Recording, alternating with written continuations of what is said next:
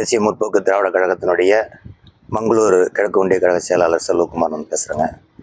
இப்போ பார்த்தீங்கன்னா தலைவர் மறைவுக்கு பிறகு எங்களுடைய கழக பொதுச் செயலாளர் அந்நியாருடைய தலைமையில் முதல் மாநில மாநாடு இது நடைபெறுகிறது. அதனால் தமிழகம் முழுவதும் இல்லை, உலகம் முழுவதும் இந்த மாநாட்டை உற்று நோக்கிறார்கள். எத்தனாயிரம் பேர் கூடுவாங்க, எத்தனை லட்சம் பேர் கூடுவாங்கிற மாதிரி எதிர்நோக்குறாங்க. எங்களுடைய கணக்கு பார்த்தீங்கன்னா தலைவர் இருந்து நடத்திய மாநாட்டை விட அதிகமான கூட்டம் வரும்னு தான் நாங்கள் கருத்து நினைக்கிறோம். அதுபோல் இன்றைக்கி இந்த மாநாட்டு திடலில் கிட்டத்தட்ட ஒரு 80% பணிகள் முடிவடைந்து விட்டன. இன்னும் தரைவிரிப்பு, சேர்கள் போட வேண்டியது, அந்த ரேம்பு மக்கள் உள்ளே போகிறதுக்கான வழி கேட்டு அமைக்கிற வேலை தான் இருந்துக்கிட்டு இருக்குது. மற்றபடி சுற்றிலும் பார்த்திங்கன்னா எல்லா வேலையும் முடிஞ்சிருச்சுங்க.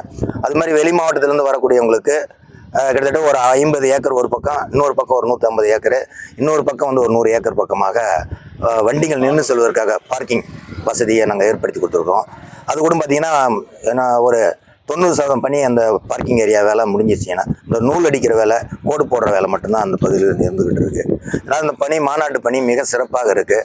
அந்நியார் யாரோட கூட்டணிங்கிறத நாங்கள் உற்று நோக்கி கொண்டிருக்கோம். ஏன்னா தமிழகம் முழுவதும் தொண்டர்களுடைய உள்ளத்தில் இருக்கக்கூடியது, இந்த தடவை நம்ம யாரோட கூட்டணி போகுமோ அது அவங்க தான் ஆட்சி அமைப்பாங்கங்கிற ஒரு பிம்பத்தில் இருந்துகிட்டு இருக்கிறதுனால எங்களுடைய அந்நியாருடைய வாக்கை நாங்கள் எதிர்நோக்கிட்டு இருக்கிறோம். இது மாநாட்டில் அறிவிப்பாங்க என்று நாங்கள் உறுதியாக நம்புகிறோம்.